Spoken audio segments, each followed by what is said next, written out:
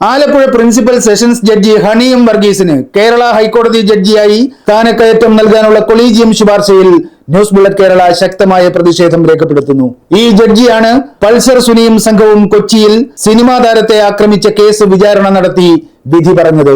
ആ ലൈംഗിക പീഡന ദൃശ്യങ്ങൾ അടങ്ങിയ മെമ്മറി കാർഡ് കോടതി മുറിയിൽ ദുരുപയോഗം ചെയ്യപ്പെട്ട ഒരു കേസുണ്ട്. ആ കേസിൽ അതിജീവിതയ്ക്ക് അവകാശപ്പെട്ട നീതി നിഷേധിക്കാൻ ഈ ജഡ്ജി തുടക്കം മുതൽ ശ്രമിച്ചിരുന്നു.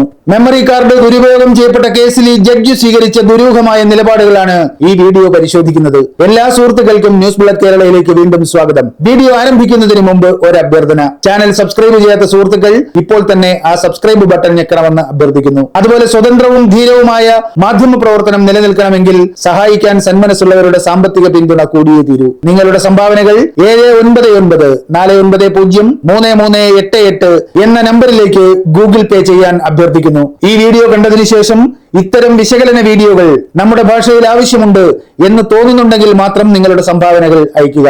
നമുക്ക് ആരംഭിക്കാം. ലൈംഗിക പീഡന ദൃശ്യങ്ങൾ റെക്കോർഡ് ചെയ്ത മെമ്മറി കാർഡ് കേസിലെ തൊണ്ടി മുതലാണ്. ആ ദൃശ്യങ്ങൾ കോടതിയുമായി ബന്ധപ്പെട്ടവർക്ക് കട്ടുകവർന്ന് കണ്ടു രസിക്കാനുള്ളതല്ല. കാണുക മാത്രമാണോ അവർ ചെയ്തിരിക്കുക? ദൃശ്യങ്ങളുടെ പകർപ്പെടുത്ത് പ്രചരിപ്പിക്കാനുള്ള സാധ്യത എങ്ങനെ തള്ളിക്കളയും? ആ സംഭവത്തിൽ അന്വേഷണത്തിന് ഉത്തരവിട്ട് കേരള ഹൈക്കോടതിയിലെ ജസ്റ്റിസ് കെ ബാബു പുറപ്പെടുവിച്ച വിധിയിൽ ഇങ്ങനെ എഴുതി വെച്ചിരിക്കുന്നു: We failed to protect the victim's interest which resulted in the violation of her fundamental constitutional right. അതിജീവിതയുടെ ഫണ്ടമെന്റൽ കോൺസ്റ്റിറ്റ്യൂഷണൽ റൈറ്റ് സംരക്ഷിക്കുന്നതിൽ കോടതി പരാജയപ്പെട്ടു എന്നാണ് ഹൈക്കോടതി നിരീക്ഷണം. കോടതി അങ്ങനെ വെറുതെ പരാജയപ്പെടില്ലല്ലോ, ആരെങ്കിലും പരാജയപ്പെടുത്തണം. അങ്ങനെ ആരാണ് കോടതിയെ പരാജയപ്പെടുത്തിയത്? ആ തിരിച്ചറിവോടെ കേരള ഹൈക്കോടതി സുപ്രധാനമായ മറ്റൊരു ചോദ്യം കൂടി ഉന്നയിച്ചു. ആ ചോദ്യം ഇതായിരുന്നു: Can there be a situation where the victim of such a crime is rendered remediless? ഒരു സ്ത്രീയുടെ ഏറ്റവും പ്രധാനപ്പെട്ട ഫണ്ടമെന്റൽ കോൺസ്റ്റിറ്റ്യൂഷണൽ റൈറ്റ് സംരക്ഷിക്കുന്നതിൽ കോടതി പരാജയപ്പെട്ടു എന്ന് നിരീക്ഷിച്ച ശേഷം ഹൈക്കോടതി ചോദിക്കുകയാണ്: ഈ കുറ്റകൃത്യത്തിന് ഇരയായ വ്യക്തിക്ക് നിയമപരമായ പരിഹാരങ്ങൾ ലഭിക്കാത്ത സാഹചര്യം ഉണ്ടാകുമോ എന്ന്. ഗുരുതരമായ ഒരു കുറ്റകൃത്യത്തിന് മുന്നിൽ ഈ നിസ്സഹായതയാണോ നാം കേരള ഹൈക്കോടതിയിൽ നിന്ന് പ്രതീക്ഷിക്കുന്നത്? കേരള ഹൈക്കോടതി ഈ ചോദ്യം ചോദിച്ചത് 2023 ഡിസംബർ 7 പുറപ്പെടുവിച്ച വിധിയിലാണ്. ഞങ്ങൾ ഈ വീഡിയോ ചെയ്യുന്ന തീയതി 2026 ഏപ്രിൽ 18. ഹൈക്കോടതി ഈ ചോദ്യം ഉന്നയിച്ചിട്ട് ഇന്നേക്ക് 864 ദിവസം കഴിയുന്നു. കോടതിയുടെ കസ്റ്റഡിയിൽ അതീവ രഹസ്യമായി സൂക്ഷിക്കേണ്ട മെമ്മറി കാർഡിലെ ദൃശ്യങ്ങൾ ചോർന്ന കേസിൽ ഇരയ്ക്ക് ഇന്നും നീതി ലഭിച്ചിട്ടില്ല. ആരാണ് അതിന് ഉത്തരവാദി? ഒരു കോടതി അലക്ഷ്യത്തെയും ഭയക്കാതെ ന്യൂസ് ബുള്ളറ്റ് കേരള സധൈര്യം പറയുന്നു: ഒന്നാമത്തെ ഉത്തരവാദി ആ കേസ് കൈകാര്യം ചെയ്ത ഹണിയം വർഗീസ് എന്ന വിചാരണ കോടതി ജഡ്ജിയാണ്. അവർക്ക് എങ്ങനെ കേരള ഹൈക്കോടതി ജഡ്ജി എന്ന ഭരണഘടനാ ചുമതല നീതിപൂർവമായി നിർവഹിക്കാൻ കഴിയും? അതിനുള്ള അർഹത അവർക്കുണ്ടോ? ആ സംശയം കേരളത്തിലെ പൊതുസമൂഹത്തിന് മുന്നിൽ ഉയർത്തുമ്പോൾ കാരണങ്ങൾ വ്യക്തമായി ബോധ്യപ്പെടുത്താനുള്ള ചുമതലയും ഞങ്ങൾക്കുണ്ട്. ഒന്നാമത്തെ കാരണം ഇതാണ്: സുപ്രീം കോടതിയെ പോലും വകവയ്ക്കാത്ത വിചാരണ കോടതിയുടെ സമീപനം. 2021 ജൂലൈ 19 3 മണിക്ക് ഒന്നാം പ്രതി പൾസർ സുനിയുടെ അഭിഭാഷകൻ ഈ ദൃശ്യങ്ങൾ വിചാരണ കോടതിയുടെ അനുമതിയോടെ കോടതി ഹാളിൽ പരിശോധിച്ചിട്ടുണ്ട്. അത് പക്ഷേ മെമ്മറി കാർഡ് ഉപയോഗിച്ചല്ല, പെൻ ഡ്രൈവിലെ ദൃശ്യങ്ങളാണ് കണ്ടത്. ഏതിൽ നിന്നുള്ള ദൃശ്യമോ ആകട്ടെ, അത് കാണിക്കുന്നതിന് ആവശ്യമായ മുൻകരുതലുകൾ സ്വീകരിച്ചിരുന്നോ? അതാണ് ചോദ്യം. ഈ മെമ്മറി കാർഡിന്റെ ക്ലോൺ കോപ്പി വേണമെന്ന ആവശ്യവുമായി കേസിലെ 8ാം പ്രതി ദിലീപ് സുപ്രീം കോടതി വരെ പോയിരുന്നു. ക്ലോൺ കോപ്പി നൽകാൻ പറ്റില്ല, അഭിഭാഷകരുടെ സാന്നിധ്യത്തിൽ ദൃശ്യങ്ങൾ പരിശോധിക്കാമെന്നായിരുന്നു സുപ്രീം കോടതിയുടെ വിധി. അതിന് ചില നിബന്ധനകളും 2019 നവംബർ 29 സുപ്രീം കോടതി നിർദ്ദേശിച്ചു. അതനുസരിച്ചാണ് 2019 ഡിസംബർ 19 8ാം പ്രതി ദിലീപും അഭിഭാഷകരും കോടതിക്കുള്ളിൽ ഈ ദൃശ്യങ്ങൾ പരിശോധിച്ചത്. അന്ന് എന്തൊക്കെ മുൻകരുതലുകളാണ് കോടതിയിൽ സ്വീകരിച്ചത്? ദൃശ്യം പ്രദർശിപ്പിച്ച കോടതി മുറിയുടെ ജനലും വാതിലും ഭദ്രമായി പൊതിഞ്ഞിരുന്നു. മേൽനോട്ടത്തിന് പബ്ലിക് പ്രോസിക്യൂട്ടറും അന്വേഷണ ഉദ്യോഗസ്ഥരും IT എക്സ്പെർട്ടുമാരും ഉൾപ്പെട്ടവരുടെ സാന്നിധ്യം ഉറപ്പുവരുത്തിയിരുന്നു. ദൃശ്യങ്ങൾ പകർത്താൻ ഒരു ഉപകരണങ്ങളും ആരും അകത്തേക്ക് കടത്തില്ലെന്ന് ഉറപ്പുവരുത്താൻ മെറ്റൽ ഡിറ്റക്ടർ സ്ഥാപിച്ച് പ്രതികളെയും അഭിഭാഷകരെയും കർശനമായ പരിശോധന നടത്തിയിരുന്നു. ഈ മുൻകരുതലുകൾ പൾസർ സുനിയുടെ അഭിഭാഷകന് ദൃശ്യങ്ങൾ കാണിക്കുമ്പോൾ പാലിച്ചിരുന്നോ? അതാണ് ചോദ്യം. ഉത്തരം ജസ്റ്റിസ് കെ ബാബുവിന്റെ വിധിയിലുണ്ട്. പേജ് 46-48 ഖണ്ഡിക. പൾസർ സുനിയുടെ അഭിഭാഷകന് ദൃശ്യം കാണാൻ അനുമതി നൽകിയതിനെ കുറിച്ച് ഇങ്ങനെ പറയുന്നു: I have no material to understand the procedure adopted by the trial court in permitting the counsel for accused number 1 to inspect the contents of the video. There are also no materials to conclude whether somebody authorized by the court supervised the inspection of the video. Supreme കോടതി നിർദ്ദേശിച്ച പ്രകാരമുള്ള മേൽനോട്ടം ഉറപ്പുവരുത്തിയെന്ന് സ്ഥിരീകരിക്കാൻ ഒരു രേഖയും ഹൈക്കോടതിയുടെ മുമ്പിൽ ലഭ്യമല്ല.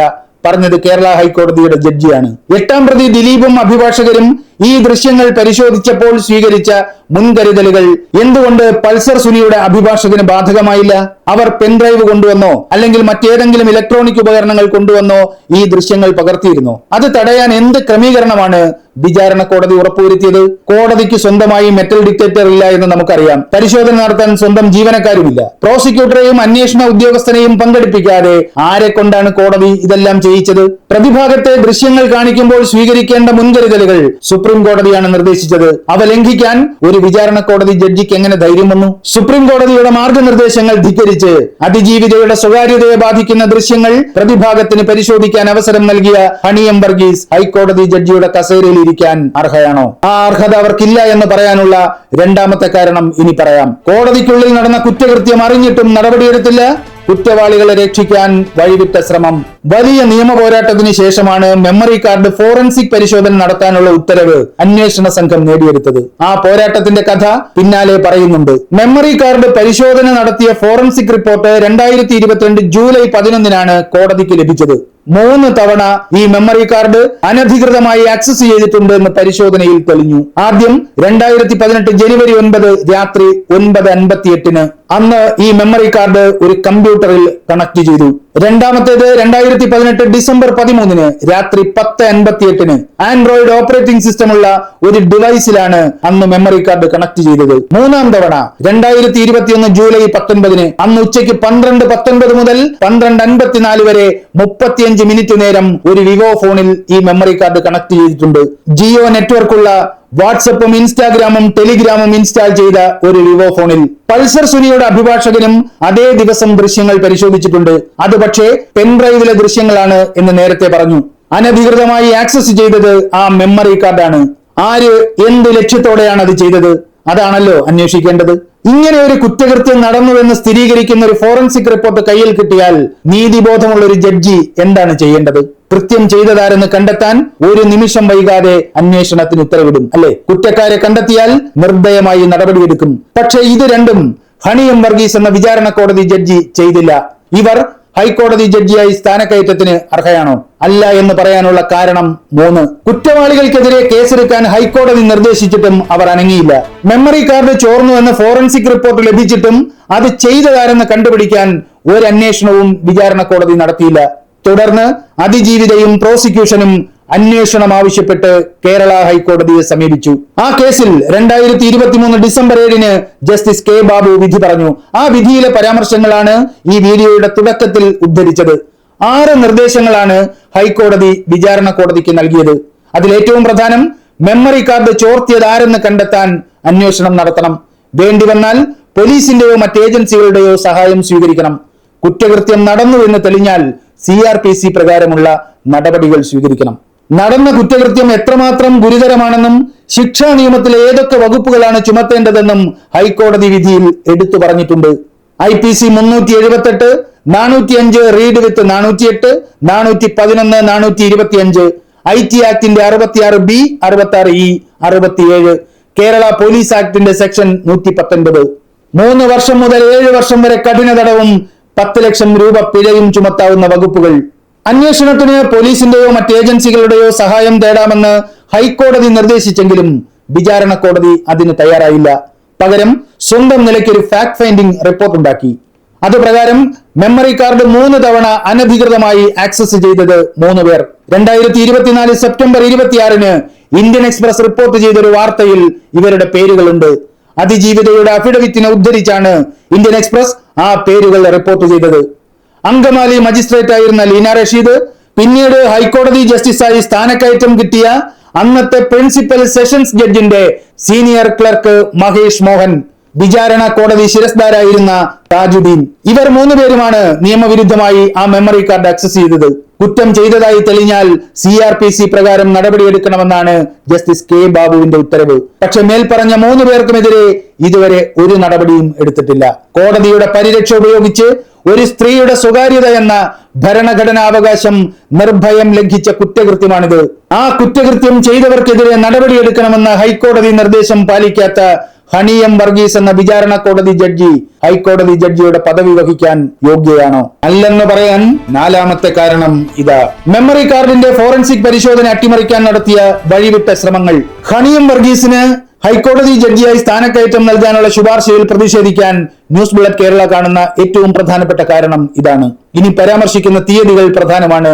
പ്രേക്ഷകർ ശ്രദ്ധയോടെ കേൾക്കണം. മെമ്മറി കാർഡിന്റെ ഫോറൻസിക് പരിശോധന നടത്തണമെന്ന ആവശ്യവുമായി അന്വേഷണ ഉദ്യോഗസ്ഥൻ കോടതിയെ സമീപിച്ചത് 2022 മെയ് 4-നാണ്. തുടക്കത്തിലെ പറഞ്ഞല്ലോ, കോടതിയിൽ ഭദ്രമായി സൂക്ഷിക്കേണ്ട തൊണ്ടി മുതലാണ് ഈ മെമ്മറി കാർഡ്. അതിനുള്ളിലുള്ളത് ഒരു സ്ത്രീയെ ലൈംഗികാക്രമണത്തിന് വിധേയമാക്കുന്ന ദൃശ്യങ്ങൾ. അങ്ങനെ ഒരു മെമ്മറി കാർഡ് അനധികൃതമായി ആരോ ആക്സസ് ചെയ്തിട്ടുണ്ടെന്ന് അന്വേഷണ ഉദ്യോഗസ്ഥന് വിവരം ലഭിക്കുന്നു. ആ സംശയം ദൂരീകരിക്കാൻ മെമ്മറി കാർഡിന്റെ ഫോറൻസിക് പരിശോധന അനിവാര്യമാണെന്ന ആവശ്യവുമായി കോടതിയെ സമീപിക്കുന്നു. ഏത് കോടതിയും സാധാരണഗതിയിൽ ഈ ആവശ്യം അംഗീകരിക്കും. കാരണം ഇത് കോടതിയുടെ വിശ്വാസ്യതയുടെ കൂടി പ്രശ്നമാണ്. ഒരു കാരണവശാലും ഇത്തരമൊരു സംശയത്തിന്റെ കരിനിഴൽ കോടതിക്ക് മീതെ വീഴാനോ നിലനിൽക്കാനോ പാടില്ല. ഇതൊരു ജഡ്ജിയുടെ അഡ്മിനിസ്ട്രേറ്റീവ് കപ്പാസിറ്റിയുടെ മാത്രം പ്രശ്നമല്ല, കോടതിയുടെ വിശ്വാസ്യതയാണ് ചോദ്യം ചെയ്യപ്പെടുന്നത്. ലൈംഗിക പീഡനത്തിന് ഇരയാകുന്ന ഒരു സ്ത്രീയുടെ സ്വകാര്യത സംരക്ഷിക്കാൻ കോടതിക്കും കഴിയില്ലെന്ന് വന്നാലോ? അതുകൊണ്ട് എത്രയും വേഗം അന്വേഷണം നടത്തി ആ സംശയം ദൂരീകരിക്കുകയാണ് നീതിബോധമുള്ള ഏത് കോടതിയും ചെയ്യുക.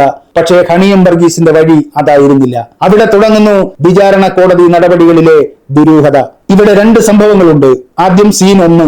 സ്ക്രീനിൽ കാണുന്ന ഉത്തരവ് നോക്കൂ. പെറ്റീഷണറുടെ സ്ഥാനത്ത് സ്റ്റേറ്റ് ഓഫ് കേരള, റെസ്പോണ്ടന്റിന്റെ സ്ഥാനത്ത് NS സുനി ആൻഡ് 9 others. ആ കേസിലെ വിധിയാണ് നാം കാണുന്നത്. ഇതൊരു വിചിത്രമായ കേസാണ്. കാരണം NS സുനി എന്ന പൾസർ സുനിക്കെതിരെ ഇങ്ങനെ ഒരു പരാതിയോ ഹർജിയോ പ്രോസിക്യൂഷൻ നൽകിയിട്ടില്ല. കോടതിക്ക് കൊടുത്തത് മെമ്മറി കാർഡ് ഫോറൻസിക് പരിശോധനയ്ക്ക് അയക്കണമെന്ന ഫോർവേഡിംഗ് നോട്ടാണ്. കോടതി അത് തന്നിഷ്ടപ്രകാരം ഹർജിയായി പരിഗണിച്ചു. ഇതെങ്ങനെ സാധ്യമാകുമെന്ന് നിയമം അറിയുന്നവർ പറയണം. കോടതിയുടെ കസ്റ്റഡിയിലിരിക്കുന്ന തൊണ്ടി മുതൽ ശാസ്ത്രീയ പരിശോധനയ്ക്ക് അയക്കണമെന്ന് അന്വേഷണ ഉദ്യോഗസ്ഥൻ നൽകിയത് ഒരു ഫോർവേഡിംഗ് നോട്ടാണ്. ആ ആവശ്യം അംഗീകരിക്കുകയോ നിരസിക്കുകയോ കോടതിക്ക് ചെയ്യാം. അത് കോടതിയുടെ വിവേചനാധികാരമാണ്. എന്നാൽ ഒരു ഫോർവേഡിംഗ് നോട്ടിനെ പെറ്റീഷനായി കണക്കാക്കാൻ എങ്ങനെയാണ് കഴിയുക? സ്വന്തം നിലയ്ക്ക് കോടതിക്ക് എങ്ങനെ എതിർകക്ഷിയെ നിശ്ചയിക്കാൻ കഴിയും? മെമ്മറി കാർഡ് അനധികൃതമായി കൈക്കലാക്കിയത് പൾസർ സുനിയും സംഘവുമാണെന്ന ആക്ഷേപമോ സംശയമോ അന്വേഷണ ഉദ്യോഗസ്ഥൻ കോടതിയോട് പറഞ്ഞിട്ടില്ല. പക്ഷേ എതിർകക്ഷിയായി പൾസർ സുനിയും സംഘവും കടന്നു വന്നു. സാമാന്യ ബുദ്ധിക്ക് നിരക്കാത്ത കേട്ടുകേൾവിയില്ലാത്തൊരു കോടതി നടപടിക്രമമാണിത്. ഇങ്ങനെ ചെയ്തതിന് ഒരു ലക്ഷ്യമുണ്ടായിരുന്നു. അത് വഴിയേ പറയാം. ഫോർവേഡിംഗ് നോട്ടിനെ പെറ്റീഷനായി പരിഗണിച്ച് വാദിയെയും എതിർകക്ഷിയെയും തീരുമാനിച്ച കോടതി ഇരുവരുടെയും വാദം കേൾക്കണ്ടേ? പക്ഷെ അതിന്റെ ആവശ്യമില്ലെന്ന് കോടതിക്ക് തോന്നി. എല്ലാം കോടതിയുടെ വിവേചനാധികാരമാണല്ലോ. ആര് ചോദിക്കാൻ? ആരുടെയും വാദം കേൾക്കാതെ ഏകപക്ഷീയമായി കോടതി വിധി പ്രഖ്യാപിച്ചു. മെമ്മറി കാർഡ് ഫോറൻസിക് പരിശോധനയ്ക്ക് അയക്കണമെന്ന അന്വേഷണ ഉദ്യോഗസ്ഥന്റെ ആവശ്യം കോടതി തള്ളി. കോടതിയുടെ സുതാര്യതയെക്കുറിച്ച് വെറുതെ ബഹളമുണ്ടാക്കാൻ ലക്ഷ്യമിട്ടുള്ള ഒരു ആവശ്യമാണ് എന്നൊക്കെയായിരുന്നു കാരണം പറഞ്ഞത്. ഇനി സീൻ 2. മെമ്മറി കാർഡ് പരിശോധിക്കണമെന്ന ആവശ്യം ഉന്നയിച്ചത് അന്വേഷണ ഉദ്യോഗസ്ഥനാണ്, അല്ലേ? അപ്പോൾ ആ ആവശ്യം നിരസിച്ച വിവരം അദ്ദേഹത്തെ അറിയിക്കണ്ടേ? അതല്ലേ അടുത്ത നടപടി. എങ്ങനെയൊക്കെ അറിയിക്കാം? കോടതിയിൽ പബ്ലിക് പ്രോസിക്യൂട്ടർ ഉണ്ട്, പ്രോസിക്യൂഷൻ ഭാഗത്തുള്ള മറ്റ് അഭിഭാഷകരുണ്ട്, കേസിന്റെ ആവശ്യങ്ങൾക്ക് കോടതിയിൽ അനുദിനം ചെല്ലുന്ന പോലീസുകാരുണ്ട്. സർട്ടിഫൈഡ് കോപ്പി അവരെ ആരെയെങ്കിലും ഏൽപ്പിക്കുകയോ അന്വേഷണ ഉദ്യോഗസ്ഥനെ വിളിച്ചു വരുത്തി കൈമാറുകയോ ചെയ്യാം. പക്ഷെ സംഭവിച്ചത് ഇതൊന്നുമല്ല. മെമ്മറി കാർഡ് ഫോറൻസിക് പരിശോധനയ്ക്ക് അയക്കണമെന്ന അന്വേഷണ ഉദ്യോഗസ്ഥന്റെ ആവശ്യം നിരാകരിച്ചത് 2022 മെയ് 9-നാണ്. ആ വിധി പ്രോസിക്യൂഷനോ അന്വേഷണ ഉദ്യോഗസ്ഥനോ നേരിട്ട് കൈമാറുകയല്ല വിചാരണ കോടതി ചെയ്തത്. പകരം മെയ് 17-ന്, അതായത് അന്വേഷണ ആവശ്യം നിരസിച്ചതിന്റെ 8-ാം ദിവസം നെടുമ്പാശ്ശേരി പോലീസ് സ്റ്റേഷനിലേക്ക് വിധി പോസ്റ്റ് ചെയ്തു. എറണാകുളത്തെ കോടതിയിൽ നിന്ന് 17-ാം തീയതി പോസ്റ്റ് ചെയ്ത ഒരു തപാൽ നെടുമ്പാശ്ശേരി പോലീസ് സ്റ്റേഷനിലെത്താൻ സ്വാഭാവികമായി എത്ര ദിവസമെടുക്കും? പരമാവധി 3 ദിവസം. പക്ഷെ മെയ് 17-ന് പോസ്റ്റ് ചെയ്ത ഈ വിധി നെടുമ്പാശ്ശേരി പോലീസ് സ്റ്റേഷനിലെത്തിയത് മെയ് 26-ന്. എന്ന് വെച്ചാൽ മെയ് 17-ന് യഥാർത്ഥത്തിൽ ഈ തപാൽ പോസ്റ്റ് ഓഫീസിൽ എത്തിയിരിക്കാൻ ഒരു സാധ്യതയുമില്ല. അപ്പൊ അന്വേഷണ ആവശ്യം നിരസിച്ചത് മെയ് 9-ന്, ആ വിധി അന്വേഷണ ഉദ്യോഗസ്ഥന്റെ കയ്യിൽ കിട്ടിയത് മെയ് 26-ന്. ഇത് സ്വാഭാവികമാണോ? മെമ്മറി കാർഡിന്റെ ഫോറൻസിക് പരിശോധന തടഞ്ഞ ഉത്തരവ് അന്വേഷണ ഉദ്യോഗസ്ഥന്റെ കൈവശം എത്തുന്നത് മനഃപൂർവ്വം വൈകിച്ചത് എന്തിനായിരുന്നു? ദുരൂഹമല്ലേ ഈ നടപടികൾ? മെമ്മറി കാർഡ് 3-ാം തവണ അനധികൃതമായി ആക്സസ് ചെയ്യപ്പെട്ടത് 2021 ജൂലൈ 19-നാണ് എന്ന് ഓർക്കുക. അന്ന് ഈ മെമ്മറി കാർഡ് ഇതേ ജഡ്ജിയുടെ അധീനതയിലാണ്. അന്നേ ദിവസം ഉച്ചയ്ക്ക് 35 മിനിറ്റ് നേരം വിവോ ഫോണിൽ ഈ മെമ്മറി കാർഡ് കണക്ട് ചെയ്തത് ആരാണെന്ന് ഈ ജഡ്ജിക്ക് നന്നായി അറിയാം. തന്റെ കസ്റ്റഡിയിലിരിക്കുന്ന മെമ്മറി കാർഡ് അനധികൃതമായി ആക്സസ് ചെയ്തിട്ടുണ്ടെന്ന വിവരം അറിഞ്ഞു വെച്ചുകൊണ്ടാണ് കാർഡ് ഫോറൻസിക് പരിശോധനയ്ക്ക് അയക്കണമെന്ന ആവശ്യം തള്ളിയത്. കുറ്റം നടന്നു എന്നറിയാം, കുറ്റം ചെയ്തത് ആരെന്നറിയാം. ഇത് രണ്ടും അറിഞ്ഞു വെച്ചുകൊണ്ട് അന്വേഷണം തടഞ്ഞ ഹണി എം വർഗീസ് എന്ന വിചാരണ കോടതി ജഡ്ജി ഹൈക്കോടതി ജഡ്ജിയാകാൻ അർഹയാണോ? അല്ലെന്ന് പറയാൻ അഞ്ചാമത്തെ കാരണം ഇതാണ്. വിചാരണ കോടതിയും ഒരു ഗൂഢസംഘത്തിലെ കണ്ണിയോ? ഈ കേസിൽ എന്താണ് എട്ടാം പ്രതി ദിലീപിന്റെ റോൾ? എന്താണ് അയാളുടെ താല്പര്യം? അതൊരു ഒന്നര ചോദ്യമാണ്. മെമ്മറി കാർഡ് അനധികൃതമായി ചോർത്തിയത് എട്ടാം പ്രതി ദിലീപാണെന്ന് ആർക്കും ആക്ഷേപമോ സംശയമോ പരാതിയോ ഇല്ല.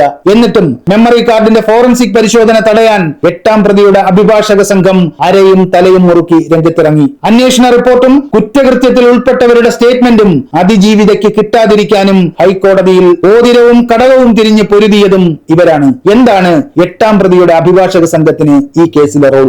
രംഗം 1. മെമ്മറി കാർഡ് ഫോറൻസിക് പരിശോധനയ്ക്ക് വിധേയമാക്കണമെന്ന അന്വേഷണ സംഘത്തിന്റെ ആവശ്യം വിചാരണ കോടതി തള്ളിയത് 2022 മെയ് 9. അതിനെതിരെ പ്രോസിക്യൂഷൻ ഹൈക്കോടതിയിൽ അപ്പീൽ പോയി. അപ്പീൽ പരിഗണിച്ചത് ജസ്റ്റിസ് ബെച്ചു കുര്യൻ തോമസ്. അവിടെ അപ്പീലിനെ എതിർത്ത് രംഗത്ത് വന്നത് എട്ടാം പ്രതി ദിലീപിന്റെ അഭിഭാഷകൻ അഡ്വക്കേറ്റ് രാമൻപിള്ള.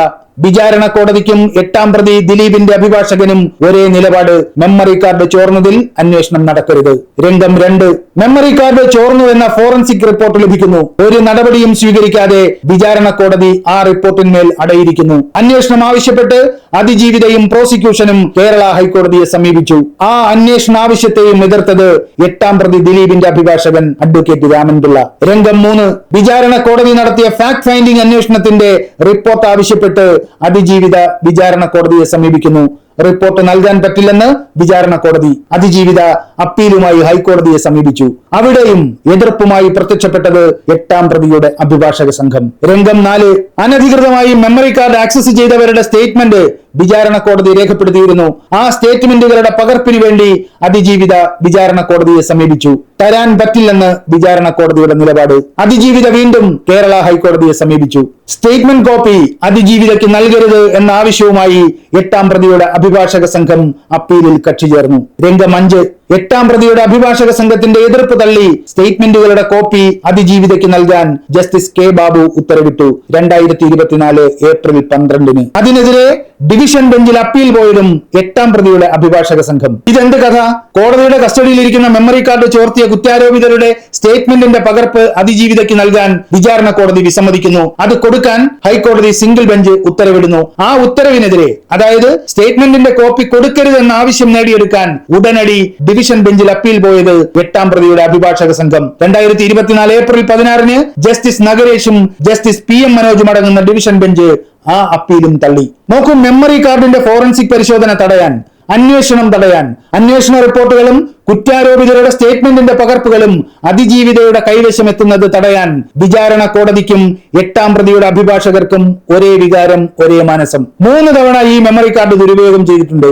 ആ സംഭവങ്ങളുമായി എട്ടാം പ്രതി ദിലീപിന് എന്ത് ബന്ധം? ഒരു ബന്ധവുമില്ലാതെയാണോ തങ്ങളെ ഒരു തരത്തിലും ബാധിക്കാത്ത ഈ കേസിൽ എട്ടാം പ്രതിയുടെ അഭിഭാഷക സംഘം ഈ അത്യുത്സാഹം കാണിച്ചത്? മെമ്മറി കാർഡിന്റെ ഫോറൻസിക് പരിശോധന ആവശ്യപ്പെട്ട് അന്വേഷണ ഉദ്യോഗസ്ഥൻ നൽകിയ ഫോർവേഡിംഗ് നോട്ട് പരിഗണിച്ചത് മുതൽ ആരംഭിക്കുന്നു വിചാരണ കോടതിയുടെ ദുരൂഹ നീക്കങ്ങൾ. മെമ്മറി കാർഡ് ചോർന്ന സംഭവത്തിൽ അതിജീവിതയ്ക്ക് അർഹമായ നീതി തുടക്കം മുതൽ നിഷേധിക്കുകയായിരുന്നു വിചാരണ കോടതി ജഡ്ജി. മെമ്മറി കാർഡിന്റെ പരിശോധന വിലക്കിയ വിധിയിൽ വിചാരണ കോടതി എതിർകക്ഷിയുടെ സ്ഥാനത്ത് എഴുതി ചേർത്തത് Suni NS and nine others എന്നാണ്. ഓർമ്മയുണ്ടല്ലോ. പക്ഷെ ഈ കേസിൽ NS സുനിയുടേതടക്കം ഒരു പ്രതിയുടെ അഭിഭാഷകനും വിചാരണ കോടതിയുടെ വാദം ഏറ്റുപിടിച്ച് ഹൈക്കോടതിയിൽ സമർപ്പിക്കപ്പെട്ട അപ്പീലുകളിൽ കക്ഷി ചേരാൻ എത്തിയില്ല. അവതരിച്ചത് എട്ടാം പ്രതി ദിലീപിന്റെ അഭിഭാഷക സംഘം മാത്രം.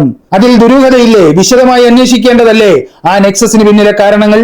ഈ കേസിൽ വിചാരണ കോടതി ജഡ്ജിയായിരുന്ന ഹണി എം വർഗീസിന്റെ കൈകളിൽ അനീതിയുടെ കറ കരുവാളിച്ചു കിടക്കുന്നുണ്ട്. ആ കൈകളുമായി ഹൈക്കോടതി ജഡ്ജിയുടെ കസേരയിൽ ഇരിക്കാൻ അവർക്ക് അർഹതയുണ്ടോ? വീഡിയോയുടെ തുടക്കത്തിൽ ഉദ്ധരിച്ച ഹൈക്കോടതി വിധിയിലെ ആ വാക്യങ്ങൾ ഒന്നുകൂടി ഓർമ്മിപ്പിക്കാം. We failed to protect the victim's interest, which resulted in the violation of her fundamental constitutional right. അതിജീവിതയുടെ ഫണ്ടമെന്റൽ കോൺസ്റ്റിറ്റ്യൂഷണൽ റൈറ്റ് സംരക്ഷിക്കുന്നതിൽ കോടതി വെറുതെ പരാജയപ്പെട്ടതല്ല, കോടതിയെ പരാജയപ്പെടുത്തിയതാണ്. സ്വകാര്യത സംബന്ധിച്ച അതിജീവിതയുടെ ഫണ്ടമെന്റൽ കോൺസ്റ്റിറ്റ്യൂഷണൽ റൈറ്റ് കോടതി മുറിക്കുള്ളിൽ ലംഘിച്ചവർ ഒരു നടപടിയും നേരിടാതെ പരിപൂർണ സ്വതന്ത്രരായി വിഹരിക്കുകയാണ്. അതിജീവിതയുടെ സ്വകാര്യത സംരക്ഷിക്കുന്നതിലും ആ സ്വകാര്യത ലംഘിച്ചവർക്കെതിരെ നടപടിയെടുക്കുന്നതിലും കോടതി സമ്പൂർണ്ണമായി പരാജയപ്പെട്ടു. Can there be a situation where the victim of such a crime is rendered remediless എന്ന ഹൈക്കോടതിയുടെ സംശയം സത്യസന്ധമാണെങ്കിൽ അതിജീവിതയ്ക്ക് അവകാശപ്പെട്ട നിയമപരിഹാരം ഇനിയും വൈകരുത്. സത്യസന്ധമായ നിയമപരിഹാരം അതിജീവിതയ്ക്ക് ലഭിക്കുന്ന സാഹചര്യമുണ്ടായാൽ വിചാരണ കോടതി ജഡ്ജിയായിരുന്ന ഹണിയം വർഗീസ് നമ്മുടെ ജുഡീഷ്യൽ സർവീസിൽ തന്നെ കാണുമോ? സംശയമാണ്. പ്രിയപ്പെട്ടവരെ, ഒരിക്കൽ കൂടി ഓർമ്മിപ്പിക്കുന്നു, ചാനൽ സബ്സ്ക്രൈബ് ചെയ്യാത്തവർ ഇപ്പോൾ തന്നെ ആ സബ്സ്ക്രൈബ് ബട്ടൺ ഞെക്കുമല്ലോ. അതുപോലെ ഇത്തരം വിശകലന വീഡിയോകൾ ചെയ്യാൻ ന്യൂസ് ബുള്ളറ്റ് കേരള നിലനിൽക്കണമെന്ന് നിങ്ങൾ താല്പര്യപ്പെടുന്നുവെങ്കിൽ ഞങ്ങളെ സാമ്പത്തികമായി പിന്തുണയ്ക്കണമെന്ന് അഭ്യർത്ഥിക്കുന്നു. 7994903388 എന്ന ഗൂഗിൾ പേ നമ്പറിലേക്ക് നിങ്ങളുടെ സംഭാവനകൾ ഉദാരമായി ലഭിക്കുമെന്ന് പ്രതീക്ഷിക്കുന്നു. അടുത്ത വീഡിയോയുമായി വീണ്ടും കാണാം. നന്ദി, നല്ല നമസ്കാരം.